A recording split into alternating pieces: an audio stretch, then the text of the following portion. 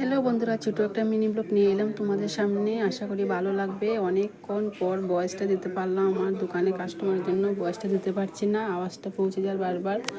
এখন আমার মেন্সিসে আসার পর যেন একটু ম্যাগি বানিয়ে নিলাম। সকালে কিছু না খেয়ে গিয়েছিল, আর আমি একটু টেস্ট করে দেখলাম কেমন হয়েছে। আমার কিন্তু ম্যাগি একদম পছন্দ না।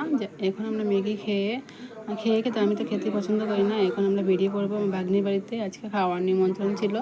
বঞ্জি আমার বড় মেয়ে, আমি রেডি হয়ে গেলাম। সকাল টাইমটাতে আমার শাশুড়ি, আমার মা, আমার ছোটো মেয়েকে পাঠিয়ে দিলাম ভাগ্নির বাড়ি থেকে।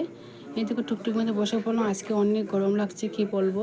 যাই হোক, ভাগ্নির বাড়িতে পৌঁছে গেলাম। এই দেখো ভাগ্নি ঠাকুরঘরটা অনেক সুন্দর। আমরা ঘরের ভিতরে গিয়ে একটু ঘোরাঘুরি করলাম, আর নিচে তো রান্না বাড়া হচ্ছে।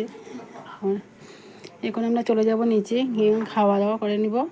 দেখো বন্ধুরা, কি সুন্দর করে আমার ভাগ্নির থালাটা রেডি করে নিয়েছি। অনেক আইটেম আজকে রান্না করছি। ছোটো মাছ, ট্যাংরা মাছ, বড় মাছ, মাংস, দই, চানার ডাল, আলু ভাজি, পাঁপড় ভাজি, দই মিষ্টি।